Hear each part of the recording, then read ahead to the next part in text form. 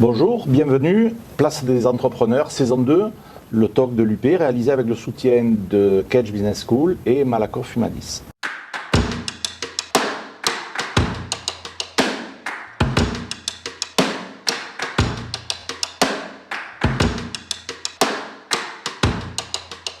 Toutes les semaines, nous accueillons 4 chefs d'entreprise pour échanger sur les perspectives de sortie de crise. Vous savez que nous avons traversé une crise, donc nous essayons d'en sortir. Je suis ravi d'accueillir pour cet échange dans les locaux de Philippe Belfort de la société CTPI, que je remercie encore une fois pour son accueil. Nous sommes ravis d'accueillir Philippe, Olivia, Frédéric et Philippe. Je te laisse te présenter, on fait un tour, on se présente et puis on démarre nos échanges. L'idée c'est d'essayer de donner une vision positive de l'organisation future du travail, comment la crise a impacté notre vision de l'organisation du travail et puis comment on fait pour rebondir. D'accord, bienvenue à tous. Je suis très content de vous accueillir. Moi je suis Philippe Belfort, je suis l'heureux propriétaire et directeur général de CTPI. On est une ESN basée à La Ciotat, de 380 personnes à peu près, qui opèrent des services auprès des grands comptes de supervision, d'exploitation, d'administration de serveurs, et tout ce qui est poste de travail, pour aider les gens à mieux se servir au quotidien de leur système d'information. Frédéric Moschetti, donc moi je suis le dirigeant de la société SMM Events, qui est une société de prestations techniques événementielles, qui travaille sur différents grands événements comme le Festival de Cannes, le Grand Prix de France ou l'Olympique de Marseille. Et nous on est à géométrie variable, on passe d'une douzaine à une cinquantaine de personnes en fonction de la saisonnalité. Hors contexte Covid, mais peut-être qu'on y reviendra. Philippe. Bonjour, moi je m'appelle Philippe Escurier, je suis le directeur de la société Logimed, qui est une société installée à La Ciotat, dans la zone. Et nous sommes spécialisés dans les déménagements, avec 2 grands métiers au sein du déménagement. Le déménagement d'entreprise, transfert de locaux sous toute forme, bureaux, ateliers, laboratoires. Et une deuxième partie, déménagement international, parce qu'on est transitaire et on travaille en maritime avec le port de Marseille. Donc pour envoyer les collaborateurs qui sont expatriés un petit peu partout dans le monde, donc dans le cadre de leur déménagement et de leur mutation. Et un petit peu comme vous, on a une population, nombre de salariés à géométrie variable, parce que nous on a une forte saisonnalité l'été, parce que toutes les mutations tombent l'été. Donc on passe dans l'année, on a une dizaine de personnes, au double l'été. Donc on a une vingtaine de personnes pour exercer notre métier. Voilà. Olivia, pour finir. Olivia Romano, société Investon. Alors Investon, c'est 3 activités. Tout d'abord le coworking sur la zone Atelia. Donc c'est un coworking qu'on a spécialisé dans l'immobilier. C'était pas anodin puisqu'on a lancé notre société dans l'immobilier, donc promotion immobilière, assistance à maîtrise d'ouvrage et gestion d'actifs uniquement dans le tertiaire. Et le coworking nous permettait de regrouper une petite équipe immobilière autour de ça. Et donc on s'entraide les uns les autres. Aujourd'hui le coworking regroupe une vingtaine de personnes et ma société à peu près 5 personnes. Donc je suis associée d'Invest. Voilà. Alors ce que j'ai pas dit, ce qui vous rassemble aussi, c'est que vous êtes 4 ciotadins implantés tous les 4 dans la zone, dans les zones d'Atelia. Ouais. Et c'est pas neutre et ça mérite de le souligner. Pour lancer notre discussion, on ne va pas revenir sur l'année 2020 qui a été l'annus horribilis de l'économie.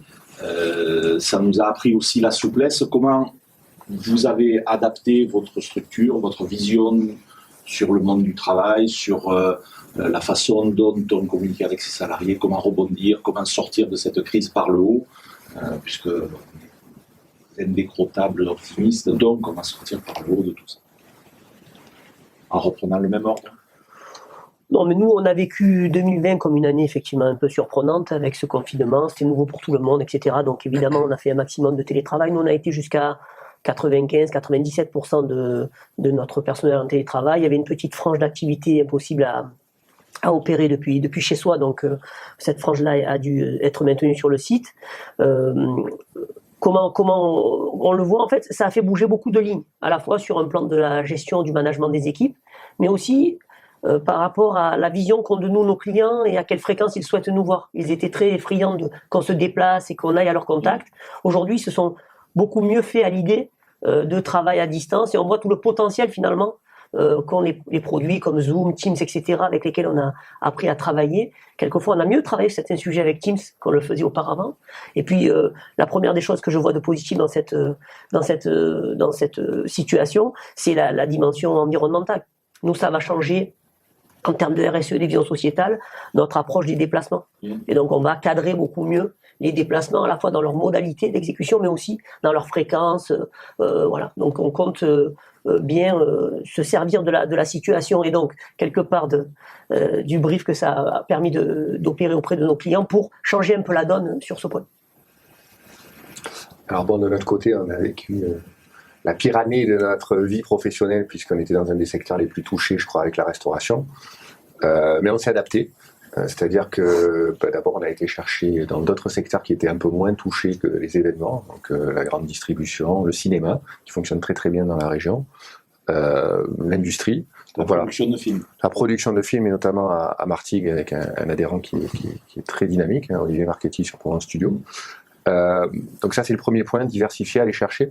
Le deuxième point, effectivement, quand on a des salariés à distance, c'est vraiment rester au contact. Parce que moralement, c'est pas simple. Donc moi, je les ai eus minima au téléphone ou vus tous les mois. Donc ça a permis vraiment de garder ce contact-là et de ne pas avoir de problématiques de démotivation ou de coups de moins bien, parce que c'est pas facile. Donc on leur a pas menti sur la situation. Par contre, on leur a dit tout de suite qu'on allait jouer le jeu. Jouer le jeu, comme beaucoup, c'est taper dans notre trésorerie, c'est se réendetter, parce qu'on y croit, parce qu'on a des clients qui nous suivent. Et puis, tu disais bien, on est resté au contact des clients, c'est-à-dire que même si on les voyait pas, on était là en visio, on était là au téléphone, et on a préparé cette reprise qui, paradoxalement, pour le coup, dans notre activité, reprend très très fort. Donc il a fallu aussi avoir de la flexibilité. Là où avant, il nous fallait 6 mois, 2 mois pour se préparer, maintenant, il faut faire ça en 15 jours. Donc voilà, les mots, c'est diversifier, rester au contact et rester vraiment flexible. Voilà, pour résumer un petit peu la situation.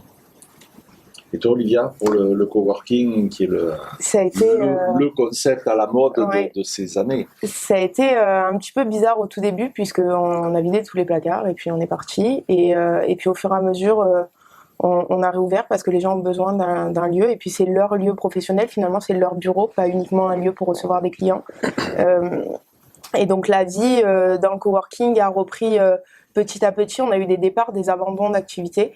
Et puis au tout début, on n'a pas eu de nouvelles personnes parce que les gens avaient un petit peu peur de ce qui allait se passer, même si le concept du coworking, c'est d'être très très flexible, donc autant sur la forme de bail que sur la gestion interne. Et puis finalement, on a avancé, les gens ont repris vie. Aujourd'hui, on a de plus en plus de monde, de plus en plus de demandes, beaucoup de demandes pour la location des salles. Finalement, on se rend compte que les gens rendent un petit peu une partie de leur bureau, ils prennent moins de surface et puis après ils vont chercher des salles de réunion quand ils en ont besoin, des espaces pour des événements quand ils en ont besoin. Donc on a cette demande qui grossit. Et puis au sein de la société, on a travaillé un petit peu en télétravail. Nous, ça a été beaucoup plus avec des clients finalement qu'on a pratiqué Zoom, Teams, tout ça. C'est bien. Il manque un petit peu, je trouve, ce contact. Mais finalement, ça permet quand même d'avancer beaucoup plus que quand on a besoin de réunir tout le monde autour d'une table. Ça prend du temps, il faut que tous les plannings soient en phase, il y a des déplacements, alors que via Zoom ou Teams, c'est vrai que ça accélère beaucoup les choses. Donc non, finalement, c'est un renouveau pour la société. Nous, ça faisait que 2 ans. Je pense qu'on a eu de la chance parce que si on avait ouvert 1 an après, on aurait été finalement 3 mois après. Ça aurait été très compliqué. C'est ce qu'on avait au sein du coworking. Il y en a qui ont fait marche arrière parce que c'était trop tôt en fait. Ça leur est tombé trop tôt dessus. Donc ce que tu dis, c'est très juste en fait. Pour avoir un peu de bonheur, il faut avoir un peu de malheur. Et en fait, la séparation au final fait que beaucoup aussi reviennent parce qu'ils ont été sevrés de relations professionnelles épanouissantes, quoi. Donc à un certain moment, il y a ce besoin aussi de refaire groupe, quoi. Et on le ressent aussi. On a les deux, on a un peu les deux attitudes. C'est jamais univoque. Hein. Et toi, Philippe? Eh bien nous, par définition, le déménagement, on est une société de service. 80% de mon personnel, c'est du personnel d'exploitation. Donc on ne fait pas les déménagements à distance. Donc ce qui a été compliqué pour mon personnel, c'est de leur dire du jour au lendemain, avec les préconisations de notre chambre syndicale, parce qu'on a reçu, on fait partie de la chambre syndicale du déménagement, qui elle-même fait partie de la Fédération de transport en France, directement sous la tutelle du ministère. Donc à partir de 2020, a été mis en place les mesures, c'est-à-dire le personnel qui se présentait le matin dans les entreprises ou auprès des particuliers, le masque, etc., les gestes barrières, mais ensuite il faut travailler, il faut porter des machines, des bureaux. Bon, donc tout ça a été un peu compliqué pour du personnel qui n'avait pas l'habitude de travailler dans ces conditions. Voilà, après il y a eu les habitudes, maintenant il faut s'adapter. Là où il y a eu des nouveautés également, donc pas de télétravail chez nous, par contre on a changé nos méthodes de travail aussi, tout le monde a parlé de la visio, et de pouvoir faire des devis à distance. Donc nous, on a besoin de faire des devis. Jusqu'en 2019, 2020, au premier confinement, nous, les devis sont précédés d'une visite technique chez les clients, dans les entreprises, pour les machines, etc. Les visites techniques, on est 2 à les assurer chez nous. J'ai un collaborateur commercial, et puis moi-même. Qu'est-ce qu'on fait? C'est des prises de rendez-vous visio. Et on fait les devis à partir de ces visites techniques qu'on a validées dans nos devis, même juridiquement. Enfin voilà, la visite technique Mais du coup, par ça se visio. passe comment On prend un rendez-vous technique, par exemple, voilà, sur un aménagement de bureau. On regarde les espaces avec les entreprises, avec les responsables des services généraux qui sont souvent les interlocuteurs chez mes clients qu'on compte, ce qu'il faut emménager. Et puis à partir de là, on fait les devis. Et quand c'est du technique, on va dans l'atelier. Ils nous montrent les machines qu'il y a à déménager, le point de départ. Par la visio. Par la visio. C'est une mauvaise surprise jusqu'à présent? Si, il y a de temps en temps des petits points qui n'ont pas été vus. D'accord. Jamais Mais volontairement. voilà, voilà, des choses qui n'ont pas été vues. Clairs. Non, mais parce qu'à distance, on voit pas bien le poids des machines. Par rapport à la visio, c'est très difficile. Oui, un poids de machine. C'est que 70. Voilà, voilà, exactement. Voilà, un poids de machine, on le voit pas. Après, pour les particuliers, les expats, c'était pareil. D'autant plus qu'ils ont été très perturbés sur leur départ l'an dernier, parce qu'ils ne sont pas forcément partis les mois où ils devaient partir à cause des confinements des îles. Nous, on travaille beaucoup avec les dom-toms, forcément. La France mute beaucoup dans ses départements d'outre-mer. Et tous ces expats qui ont reçu leur mutation, on faisait les visios de leur appartement. Et on établissait les devis de cette manière-là. Donc, on s'est quasiment plus déplacé. Et ça va durer. Ouais, voilà, c'est un vrai changement. Ça, c'est un vrai changement. Parce que, oui. Dans le fonctionnement. Voilà. Je pense. Parce qu'en fait, ce que vous dites tous, c'est que cette crise, comme tu l'as dit, no pain, no gain. Donc, en fait, il y a une mutation à travers le numérique, parce que vous faites tous référence à de l'activité numérique. Même moi, dans mon activité au niveau du bâtiment, on commence à sentir qu'il va falloir qu'on jette nos fax et nos téléx.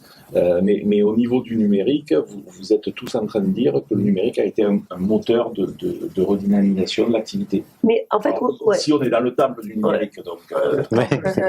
Non, mais par contre, ce que j'observe et ce que j'attends de voir sans savoir exactement vers où on va, c'est qu'on parle beaucoup. C'est vrai que le numérique, l'intelligence artificielle, la BI, le data vis, donc moi c'est que on vit là-dedans tout le temps. En fait, moi ce que je crois, c'est que il y a effectivement, je vois les clients réorienter leurs projets sur tous ces systèmes pour pouvoir produire mieux, plus vite, etc. Mais l'enjeu pour moi, en tout cas si TPI, la direction qu'elle prend, c'est de réhumaniser les systèmes d'information, contrairement à ce qu'on peut penser. C'est-à-dire qu'on va vers de la robotisation, de l'automatisation, de plus en plus de numérisation, mais que ce qu'on veut réintroduire à la fin des fins, c'est le contact humain, pour expliquer à des gens comment on se sert du numérique et pour qu'ils aient confiance aussi en le numérique, etc. Et donc ce que je ressens, c'est que compréhension du client. Oui. En fait, quelque part on a peur du tout numérique, mais en fait, ce tout numérique va aboutir à du tout humain aussi, parce qu'il y aura cette nécessité à la fin des fins, à la fois pour les structures, les entreprises, mais aussi pour les collaborateurs et les clients. Oui, c'est pas remplacer l'humain, c'est le former à autre chose. Et donc, je le sens vraiment ça, ce côté. Et c'est pareil pour les événements, puisque il y a eu beaucoup d'événements digitaux. On risque de s'orienter, alors j'aime pas le mot, mais vers des événements figitaux, donc avec un peu de digital, mais encore beaucoup de physique. Ouais. Et Ribidem, qui organise l'ensemble des événements Calon, me disait encore il n'y a pas très longtemps, nous, sur la fin de 2021 et 2022, on fait tout pour avoir du physique. Parce que, autant sur du Teams, du Zoom, etc., les réunions de travail, c'est facile. Ouais. Autant générer une vraie relation commerciale ou aborder un sujet un peu compliqué, à plusieurs, un peu confidentiel, on va le faire en face à face et il faut qu'on le fasse en face à face. Ou innover, créer, tout ça. Je pense que le face à face et les rencontres humaines ont encore un bel avenir. Simplement, ça sera différent. Et on va y associer du digital. Ouais, tout à fait. Tout à fait. Parce que moi, ce que je remarque quand je fais une visio ou quand je vois les gens, c'est quand je fais une visio, je vais traiter du sujet pour lequel on se contacte. Mais après, je vais pas vraiment, ni moi ni les clients, ni peu importe, ça peut être des collaborateurs, je vais pas vraiment aller chercher plus loin parce qu'il y a pas tout ce contact du café. Et puis après, je veux dire, les réunions, on les fait traîner, on discute des sujets et tout ça, en fait, ça amène, pour ma part dans l'immobilier, beaucoup d'autres sujets. En fait, c'est toute cette partie de réunion qui amène le petit plus, qui va faire qu'on va faire l'affaire ou pas. Et donc en visio, c'est vraiment, nous, ça nous sert quand on a presque signé le contrat finalement. Et avant peut-être la livraison d'un chantier, tout ça, ça nous sert à ça, mais ça nous sert pas à faire l'affaire, la visio. Voilà, et d'ailleurs, Google est en train de réinvestir massivement dans ses locaux et va réorganiser tout ce qui est petit déjeuner, etc. Parce que justement, ce qu'ils observent, c'est cette nécessité, d'avoir ce contact et d'effectivement diverger parce que tu vas voir quelque chose, une photo, tu vas percevoir quelque chose que tu ne percevras pas. On le voit beaucoup au coworking. Au tout départ, on était 8 et c'était très compliqué de créer du lien entre les personnes. Et finalement, donc au fur et à mesure, on s'est dit, mais en fait, le coworking grandit, il faut que tout le monde se parle. Et ben non, c'est pas les petits-déj, c'est les apéros. Voilà. Les apéros, ça marche. Ça dépend de la boîte. Non, mais c'est très, très important. C'est vrai ce que vous dites, au-delà de ces aspects de numérisation, ça remet le management et la relation des hommes avec leur travail qui va créer des répercussions sociétales importantes. Tout à l'heure, tu as prononcé le mot, la RSE. Donc, tout le monde voulait faire de la RSE. Aujourd'hui, on s'est fait rattraper par le sujet et c'est la RSE qui nous impose un certain nombre de réflexions et d'organisation de nos travaux. Et au-delà de ça, un des sujets qu'on aura probablement à manager, c'est l'adéquation de la formation en amont pour que les gens arrivent dans le monde du travail avec cette souplesse et cet état d'esprit. Moi, je suis un peu vieux, j'ai quelques cheveux blancs, mais vous qui êtes jeune, toi, tu n'es plus aucun cheveu, pas encore. 2-3. Voilà, juste 2-3. Mais je pense que c'est un vrai enjeu. Comment vous le sentez Nous, on est en train aux différentes générations de faire un travail, en fait, pour basculer d'une RSE à une VSE, c'est-à-dire une vision sociétale. Contrairement à ce qu'on pourrait penser, nous, on est une ESN, mais moi, un des axes que j'ai retenu, il y a 4 axes, c'est la sobriété numérique. Puisque finalement aussi le taux numérique nous engage aussi à raisonner. Il faut savoir qu'aujourd'hui, le numérique, c'est le 3e consommateur mondial d'électricité.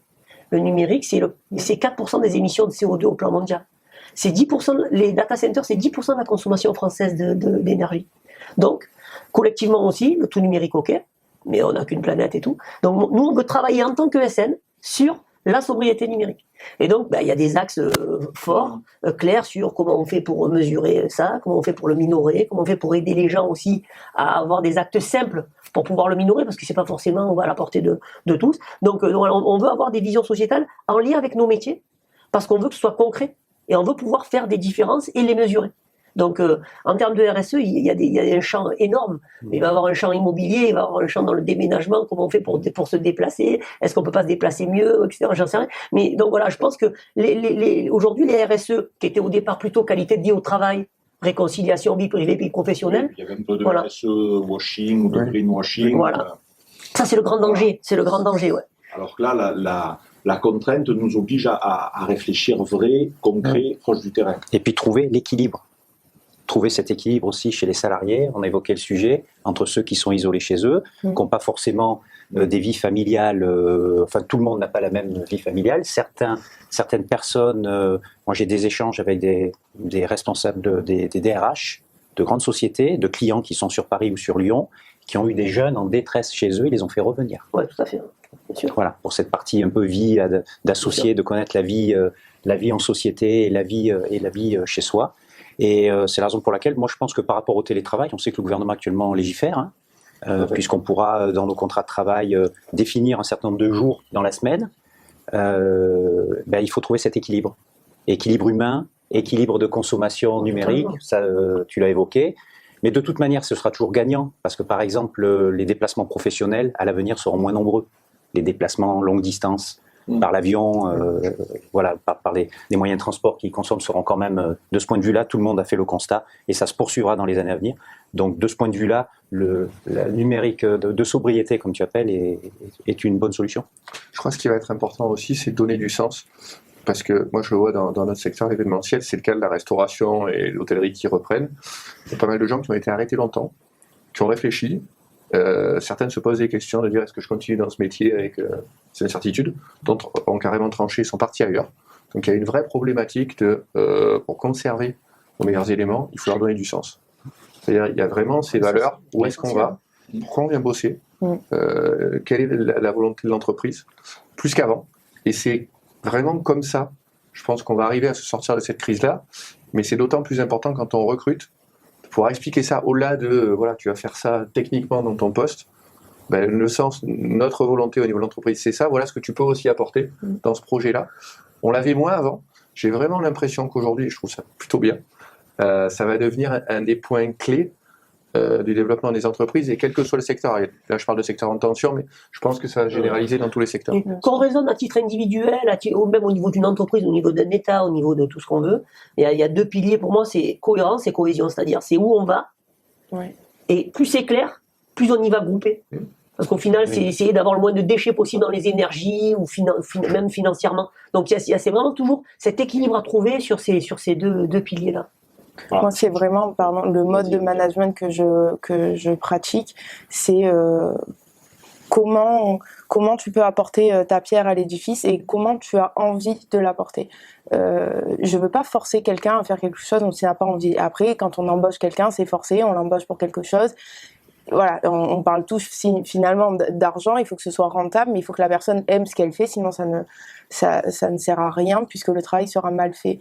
C'est rigolo que tu parles de qualité de vie au travail, puisque nous, dans une semaine, on organise la semaine de qualité de vie au travail au coworking, donc vraiment pour aider d'abord les coworkers et puis pourquoi pas les gens qui les entourent, puisqu'après c'est du bouche à oreille, les aider vraiment à comprendre leur milieu de travail, comment ils ont envie d'évoluer dans le milieu, et puis nous ça nous pousse à la réflexion par rapport au coworking, d'où la terrasse dont je discutais tout à l'heure. Voilà, on va plus loin à chaque fois, on essaie de mettre en place des choses qui permettent aux gens de se sentir bien, puisqu'on sait tous qu'on passe plus de temps au travail qu'à la maison, donc il me paraît nécessaire d'apporter toute cette qualité de vie, et on est en train de travailler aussi, donc là c'est au titre d'Investon, société de promotion immobilière de gestion d'actifs, on travaille sur un nouveau mode de travail dans les bureaux, c'est-à-dire qu'on réfléchit à l'immeuble de demain. Donc on est sur le sujet depuis maintenant à peu près 1 an. On avait organisé un événement qui est un petit peu tombé à l'eau à cause de la crise sanitaire, qu'on va remettre en place, où on veut travailler en fait avec tous les professionnels pour savoir qu'est-ce qui est au cœur qu'est-ce qui est nécessaire pour vos entreprises et comment vous voulez évoluer et qu'est-ce que nous on y voit. Donc voilà, est-ce que c'est un terrain de pétanque, est-ce que c'est un rooftop, est-ce que c'est, voilà, il faut amener cette qualité qui consomme moins d'énergie et qui consomme beaucoup moins. On est sur des nouveaux modes de production. Voilà, tout ça lié, la qualité et la production. Merci à tous pour vos témoignages. Merci pour l'invitation. Mais c'était un plaisir et bravo à l'UPE13 et à ses partenaires d'organiser ce genre de réflexion. Merci. Merci.